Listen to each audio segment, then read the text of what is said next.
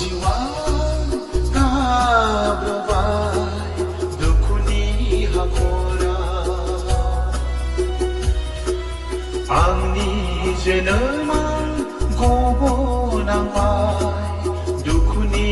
leitela Onai sanai kewang daukarnane Sohai nalbayang jiwa Hajasi duku daha Angni